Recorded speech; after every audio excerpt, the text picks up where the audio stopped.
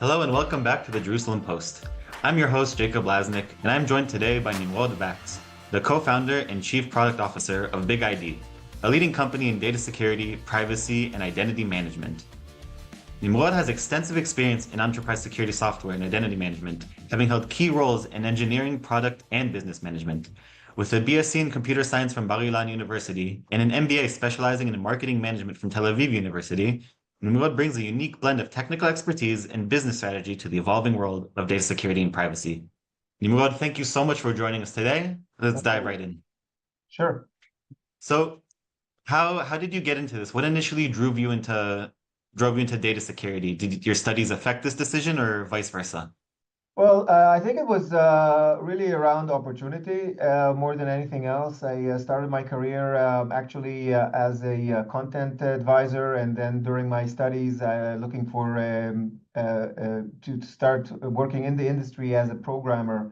I started with a security domain, and that one thing led to another. I didn't come with a security background from the army or military or anything like that. It was really more of an opportunity and something I grew into.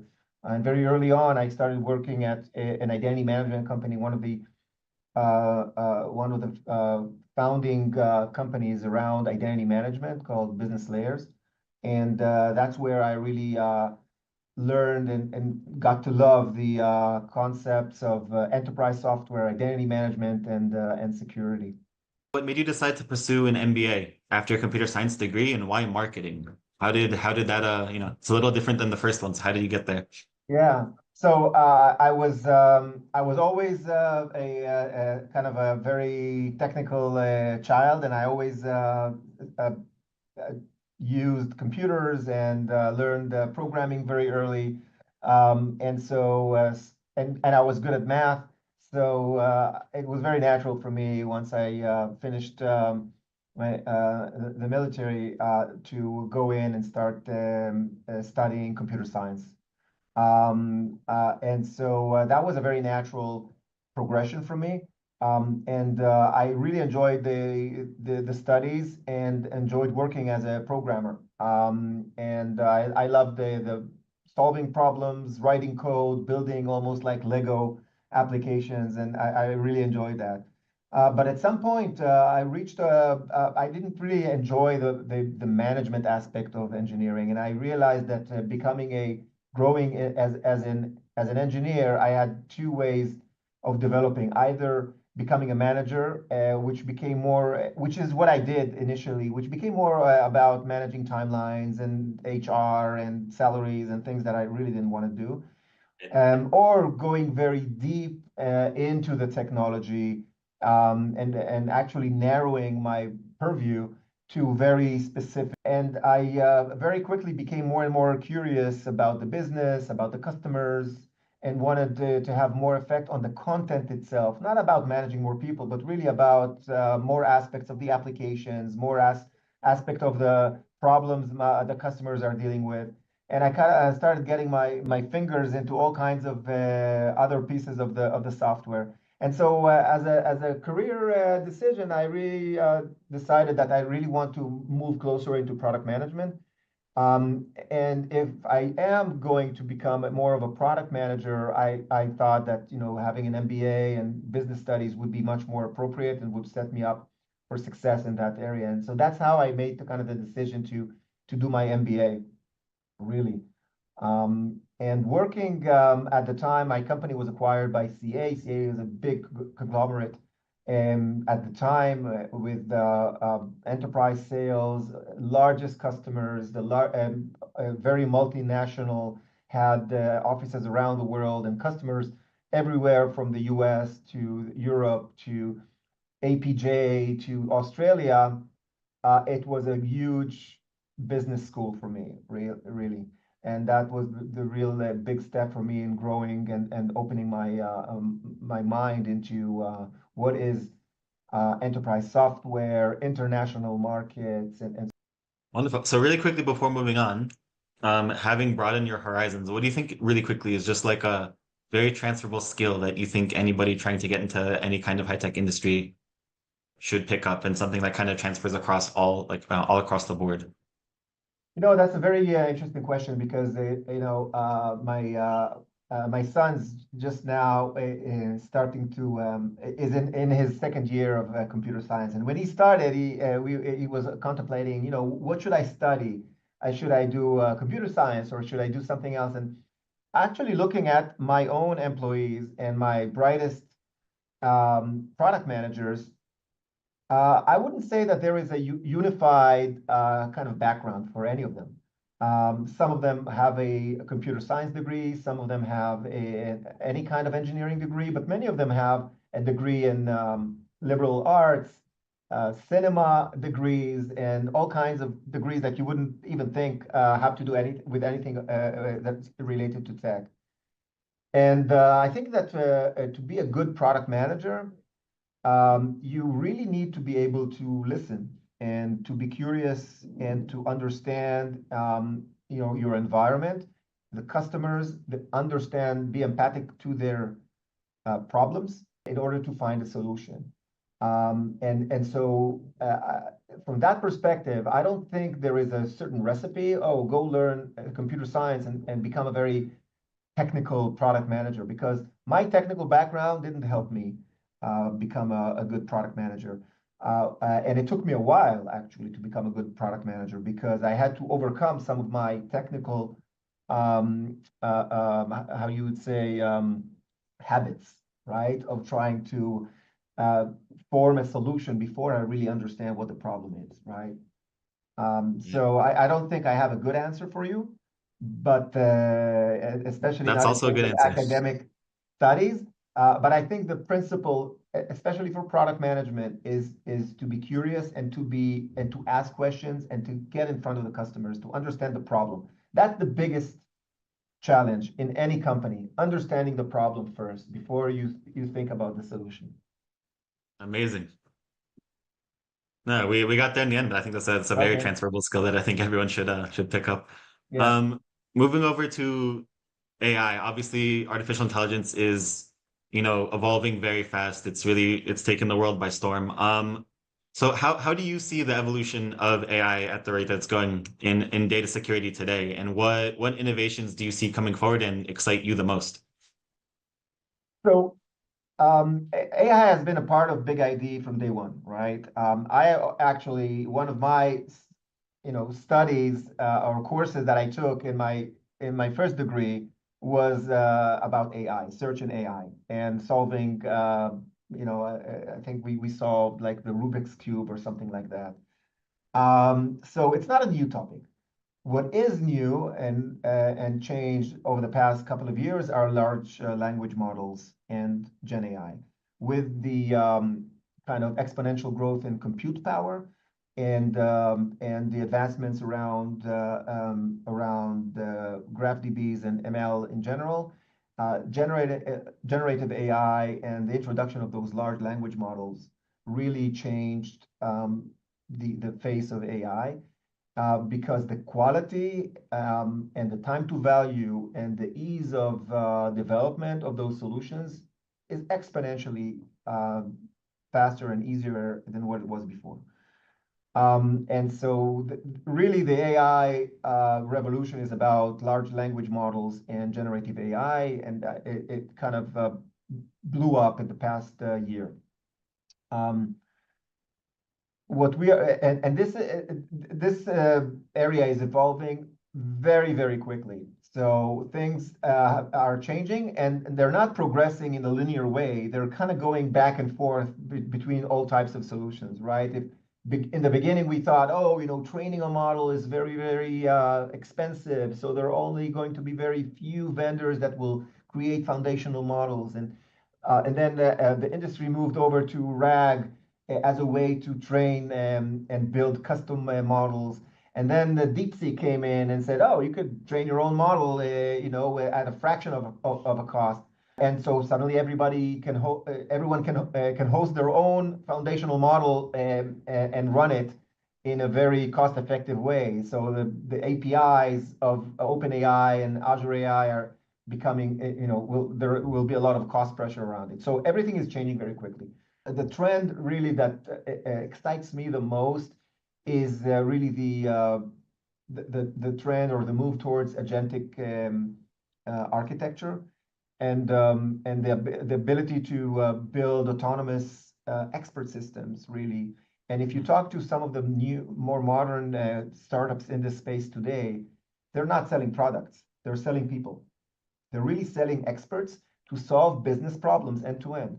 And so when you when you have a role of a SOC engineer or SOC analyst, a security operations center that needs to review logs and to react quickly to alerts and events, suddenly you can automate that with a bot or with an agent or a set of agents that are orchestrated together. Each one does a specific role and can at scale review, and there's no longer an issue of alert fatigue because you can spin up as many of those as you want and they don't get tired.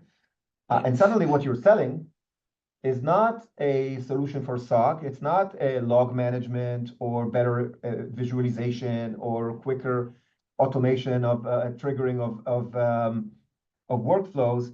You're selling an expert that is going to work alongside or augment or maybe even replace your existing SOC engineers.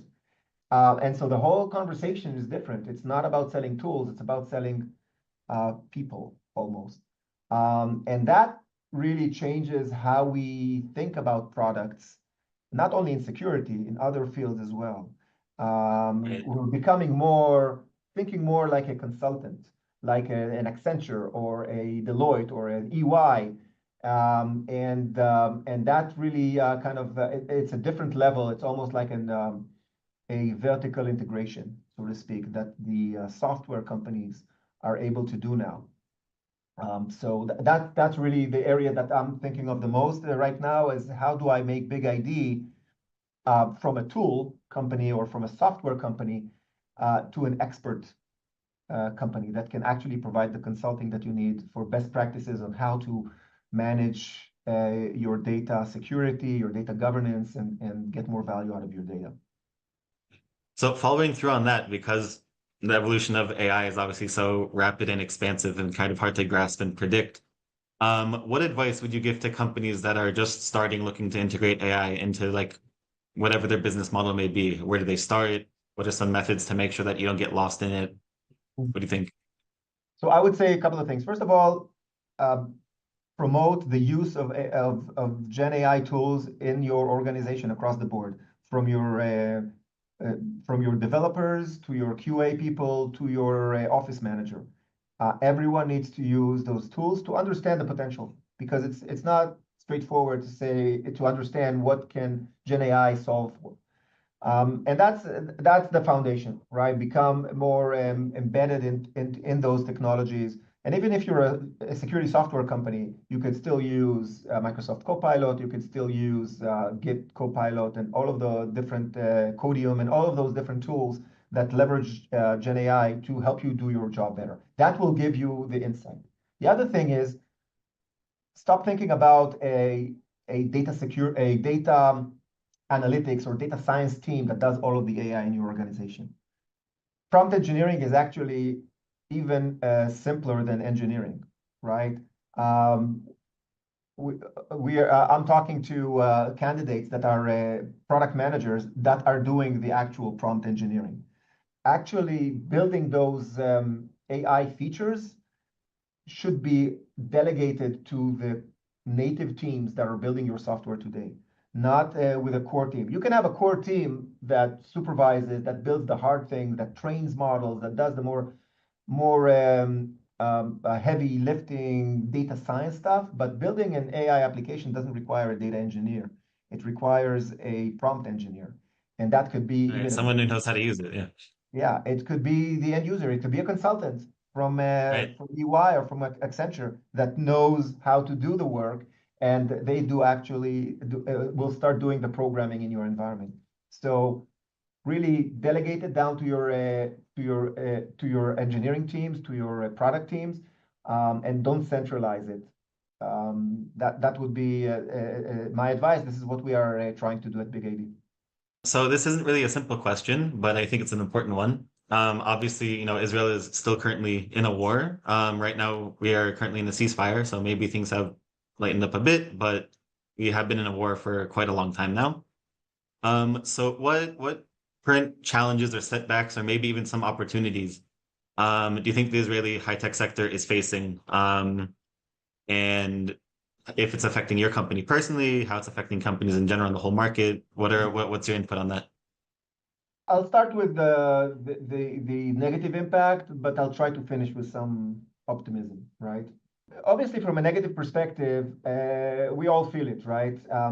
Actually, from an operational perspective, we didn't see any downtime, almost very little impact to our capacity. We had about 10% of the people in reserve, but we were able to overcome that, and people working hard overcome kind of the 10% that were in reserve duty. From an operational perspective, and even from a sales perspective, we sell to the security sector. Security sectors around the world are, a little bit more supportive of Israel than others. We didn't see an impact from business or from an operational perspective.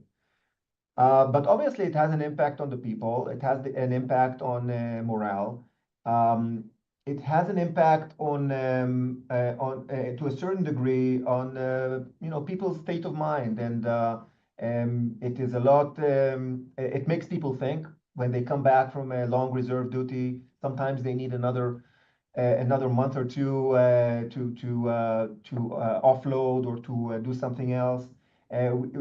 Some, I would say, even employee churn, we would contribute to this state of mind, right? You come back, you think about things in a different way. Suddenly, you have a less tolerance to the bullshit. You know what I mean? And so that causes that we definitely saw that. Even though our BigID, the average tenure is over 4.5 years, so it's a very loyal culture. But I definitely saw that kind of lower lower kind of resilience, let's call it this way, to the day-to-day stuff, because you have a lot on your mind. So that definitely is one aspect. On the flip side, and again, unfortunately, but it is a fact, wars bring a huge investment in technology with them. And this war brought a huge amount of investment in all types of technologies. We talked about AI. The investment in AI was enormous. The investment in big data was enormous, in imaging, in everything. And a lot of the people in the industry were drawn back into reserve, mixed up in those challenges, and invested and were exposed to all of those research and investments in research, and are coming back to the industry with a lot of knowledge. And I'm already seeing kind of the impact of that in new technologies, in the things that will be brought back into the civilian, will find civilian applications to them. Because a lot of if you look at the history of the high tech in Israel, a lot of it was driven by the military tech industry. A lot of technology starts for a purpose and then kind of devolves into the everyday use. So yeah, that tracks. Yeah, 8200 is leading, the founders in the security space in Israel, and has been a huge driver. So that is a huge catalyst that will bring a lot of technology and a lot of innovation into the civilian market as well. I have no doubt about it. And finally, what is something you think you uniquely gained from studying at Tel Aviv University that you wouldn't find anywhere else and really helped push your career forward? Tel Aviv University has a great brand, and it followed me wherever I went, and opened doors, and was actually a very kind of good way to introduce myself and to have conversations. So that is, I would say, the number one benefit I got. Apart from that, the studies themselves, the MBA was very interesting, and some of the best lectures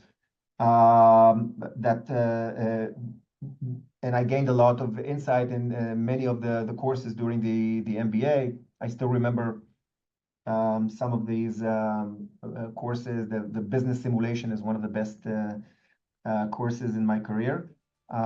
So yeah, I definitely enjoyed my studies and see benefit from it. Okay, incredible. Well, Nimrod Vax, thank you so much for joining us, and we can't wait to see what the future holds for you in BigID. Thank you very much. Thank you.